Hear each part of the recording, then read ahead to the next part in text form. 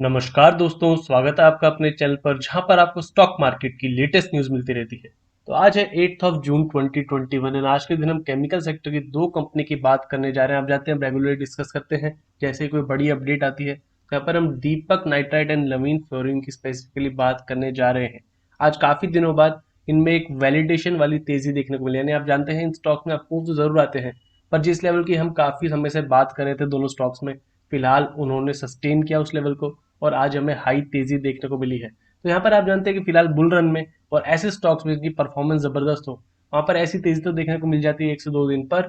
ज्यादा फोकस होना चाहिए कि आगे के सालों के लिए होल्डिंग पर्पज से किन बातों पर ध्यान रखना है। तो मैनेजमेंट की तरफ से कुछ बताया गया है, वो भी देखेंगे और साथ में देखेंगे आप इंपॉर्टेंट लेवल्स क्या होंगे, क्योंकि तेजी तो आ चुकी है। तो जिन लोगों ने पहले वाले वीडियो देखा हो, खासकर दीपक नाइट्राइट में, तो एक पॉइंट हमने बात की थी एमएससीडी को लेकर, तो उसके बारे में अब अपडेट लेंगे फिलहाल टेक्निकल एनालिसिस। तो वीडियो शुरू करने से पहले मैं बोलना चाहूंगा जो लोग चैनल पर नए हैं वो सब्सक्राइब कर लें ताकि आपको स्टॉक मार्केट की लेटेस्ट न्यूज एंड एनालिसिस मिलता रहे।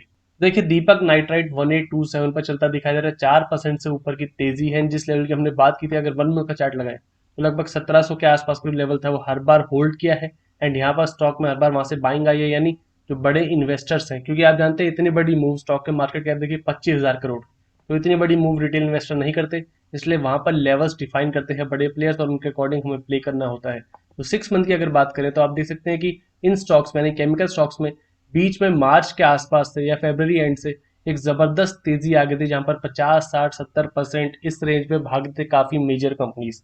तो वहां पर क्या हुआ, फिलहाल के टाइम में जब रिजल्ट आए स्टॉक्स के तो कुछ समय कंसोलिडेशन में चले गए थे। इन स्टॉक की हमने बात की थी दीपक नाइट्राइट के रिजल्ट से एक दिन पहले भी, हमने डिस्कस किया था कि स्टॉक अभी काफी हाई है 2000 के आसपास, तो आप किसी ट्रेलिंग मैकेनिज्म से खरीदिए। वहां से आप देख सकते हैं स्टॉक गिरकर 1700 आ गया, यानी 2000 से 1700, तो 15% के डिस्काउंट पर अब स्टॉक मिल रहा था। वहां से आप देखिए फिलहाल लेवल को होल्ड किया है 1700 के आसपास के, हमें कैंडलस्टिक चार्ट पर क्लियर लेवल्स दिखाई देंगे और वहां से अब टर्न अराउंड होता दिखाई दे रहा है। तो चलिए, तो शॉर्ट टर्म की बात हुई ना, आप जानते हैं ऐसे बड़े मूव से स्टॉक देता है पिछले कुछ समय से।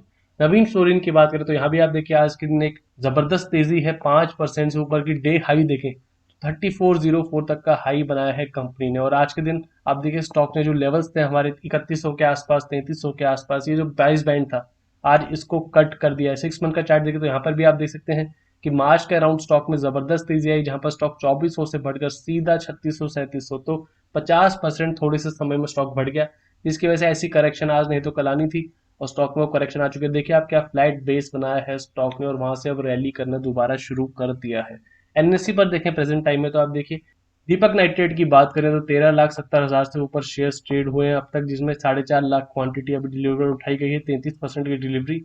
ये नंबर जरूर चेंज होंगे डे एंड तक। एंड नवीन फ्लोरिन में भी आप देख सकते हैं 3,75,000 के आसपास क्वांटिटी ट्रेडेड है, 32% के आसपास की डिलीवरी अब तक हमें दिखाई दे रही है। और आप देखिए आज स्पेशलिटी केमिकल सेक्टर में देखें तो जो मेजर कंपनीज हैं वही ज्यादा भागे। देखिए आरती इंडस्ट्रीज 3% के आसपास भागा है, नवीन फ्लोरिन 6% एंड दीपक नाइट्राइट हमने देखा 4 से 5%। बाकी आप कंपनीज देखेंगे तो वहां पर मिक्स्ड हमें सेंटीमेंट दिखाई दे रहा है। कुछ कंपनीज फ्लैट टू नेगेटिव है, कुछ कंपनीज में थोड़ी सी गिरावट है, कुछ कंपनीज में पॉजिटिव, जैसे लक्ष्मी ऑर्गेनिक 2.65%। तो ऐसे में आप देख सकते हैं जिन दो कंपनी की हम बात कर रहे हैं उन्होंने मेजर कंट्रीब्यूशन दिया है फिलहाल आज की तेजी में, जो बड़ी कंपनीज है।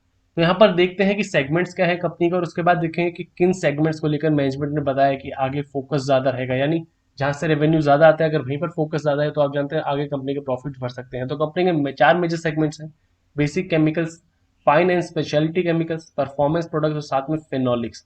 तो ये चार मेन सेगमेंट है कंपनी के। तो फिलहाल आप देखिए यहाँ पर बताया गया था मैनेजमेंट की तरफ से कि कंपनी अपनी कोर टेक्नोलॉजी को डेवलप करना कंटिन्यू कर रही है। वहां पर नाइट्रेशन रिडक्शन एंड डायोटाइजेशन प्रोसेस होते हैं केमिस्ट्री में, इनमें कंपनी पैसा लगा रही है डेवलपमेंट करने में। यानी आप जानते हैं कंपनी डेवलप करती है अपने प्रोसेसेस को तो वहां से इंप्रूवमेंट हो सकती है यील्ड की। यानी अगर आप समझिए 100 रुपए लगाकर कंपनी ने कुछ प्रोडक्ट बनाया और अगली बार डेवलपमेंट टेक्नोलॉजी की वजह से वहां पर सिर्फ 80 रुपए लगाकर वो प्रोडक्ट बन गया उतना ही क्वांटिटी, तो कहां पर फायदा होगा कंपनी को? मार्जिन में।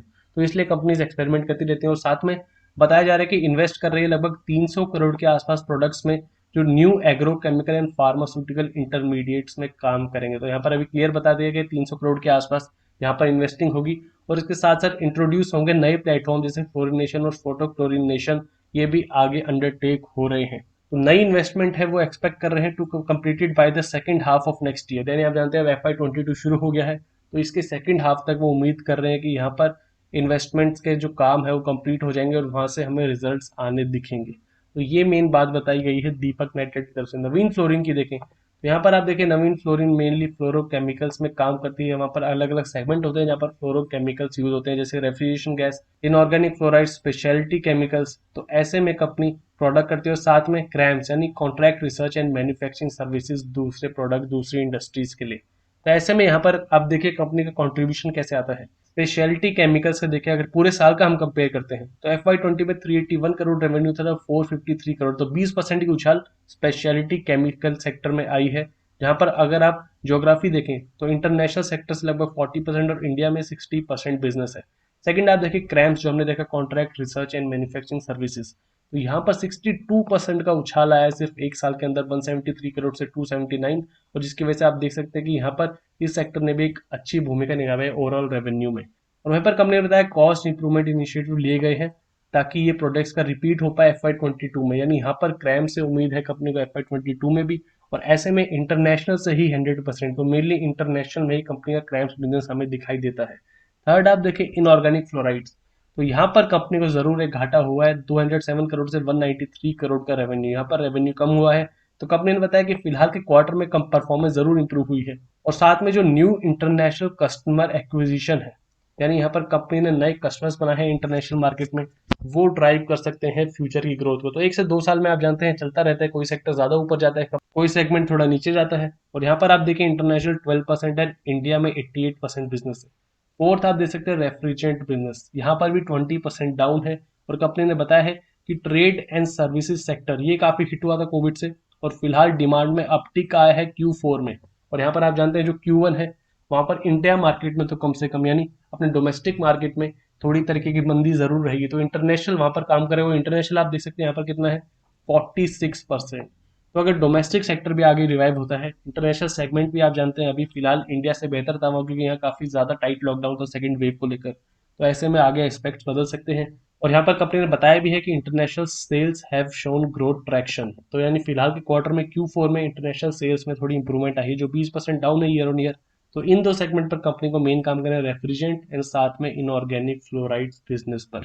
कैपेसिटी एक्सपेंशन के बारे में कंपनी ने बताया कि मल्टीपर्पज प्लांट बनाना चाहती है कंपनी, जहां पर काफी काम हो सके एक ही प्लांट में। और इसके लिए आप देखिए कैपेक्स की बात करें तो 195 करोड़ के आसपास इन्वेस्टिंग होगी, जो हेल्प करेगी न्यू प्रोडक्ट्स को लाइफ साइंसेज में और क्रॉप साइंसेज में कमर्शियलाइज करने को, जो मेनली स्पेशलिटी केमिकल सेक्टर में है। तो यहाँ पर कंपनी ने बताया कि स्पेशलिटी केमिकल सेक्टर में कंपनी फाउंडेशन ले करेगी इस इन्वेस्टमेंट के साथ। तो आप जानते हैं हम बात करते हैं कि ऐसी कंपनी क्यों ग्रो होती है, क्योंकि हर 1 से 2 साल में अपने किसी बिजनेस में पैसा डालती है जो उनको आउटलुक अच्छा दिखे, यानी उनको लगता है कि 3 से 4 प्रोडक्ट है हमारे पास, उनमें से इस प्रोडक्ट की डिमांड ज्यादा बढ़ने वाली है आगे कुछ समय में, तो वो इस पर ज्यादा पैसा डालते हैं। तो ऐसे साइकिल रोटेशन होती रहती है सेगमेंट की, तो इसलिए अब कंपनी इस साइड ज्यादा ध्यान देकर दिखाई देगी। तो इससे क्या कंपनी को पैसा मिलेगा और कब मिलेगा, यानी मेन ये देख रहे हैं इन्वेस्टमेंट तो हो जाएगी, तो क्या पैसा मिलेगा, ROC पर क्या असर पड़ेगा। तो कंपनी ने बोला है कि पीक एनुअल रेवेन्यू लगभग 260 से 280 करोड़ के बीच में हो सकता है, और जहां पर मार्जिन और रिटर्न रेशियो कंपनी के लेवल्स तक आ सकते हैं, जो कंपनी के फिलहाल के लेवल से मार्जिन के आप जानते हैं अच्छी रिटर्न दी है मार्जिन के बेसिस पर। तो ऐसे में कंपनी एक्सपेक्ट कर रही है कि स्ट्रीम में H1 ऑफ FY23,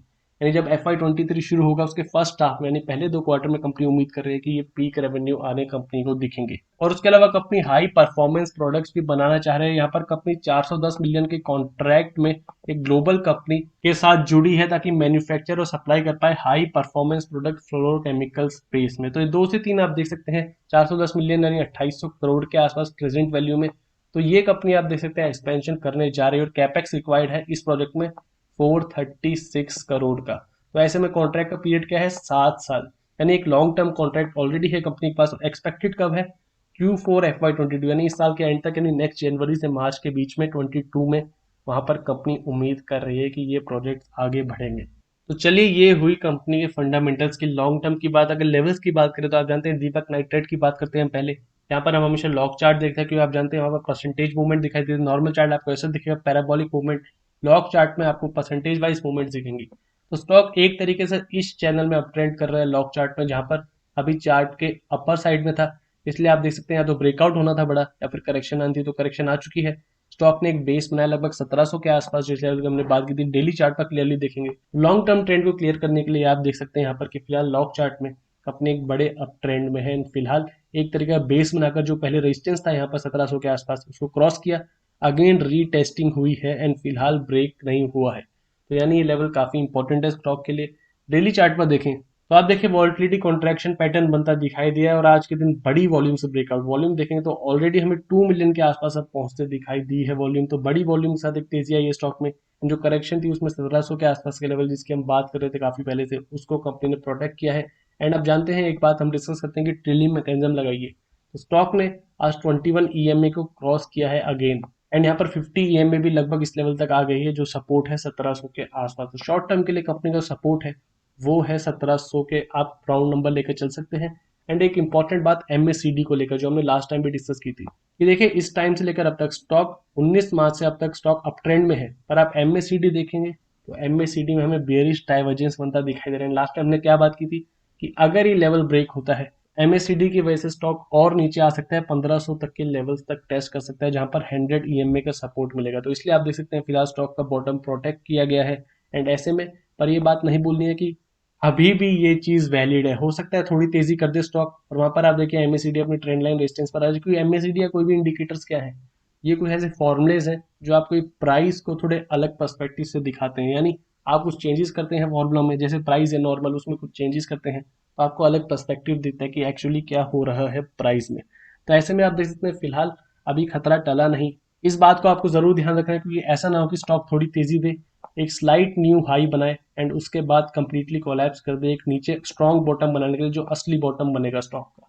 और ऐसा आपको नवीन फ्लोरिन में दिखाई दिया था। अगर हम देखें तो आप देख सकते हैं इस टाइम से स्टॉक का एमएसीडी आप देखिए लगभग 113 था। अगर इसको बड़ा करें तो आप देखिए उसके बाद लगातार डाउन ट्रेंड में था। उस टाइम में आप देख सकते हैं स्टॉक ने क्या किया, स्टॉक लगातार एक अप ट्रेंड में चल रहा था। और फिलहाल स्टॉक ने क्या किया था उस समय कि जो प्रीवियस टॉप्स थे वहां से हर बार रेजिस्टेंस लेकर गिरावट देता रहा। आप देखिए पहली बार स्टॉक ने 2829 से सीधा 2200 की गिरावट, तो 20% के आसपास की गिरावट दे दी थी। उसके बाद अगेन 2900 3000 के लेवल से 2300 तक की गिरावट। तो ऐसे में आप देख सकते हैं इस बात को नहीं भूलना है। फिर एमएससीडी को टर्न करने के लिए स्टॉक को ऐसे बड़े मूव देने पड़े और अल्ट्रा बुलिश होना पड़ा जहां पर स्टॉक 2400 से 3600 तक चला गया था, जिसकी वजह से आप देखें एमएससीडी कंप्लीटली टर्न हो चुका है। तो इसलिए आप देख सकते हैं इन चीजों को आपको भूलना नहीं चाहिए कि जो अभी हो रहा है चार्ट्स में वो क्यों हो रहा है, अगर वैसा नहीं होता तो आगे क्या पॉसिबिलिटीज हो सकती। तो आपको सब पर्सपेक्टिव लेकर चलने चाहिए।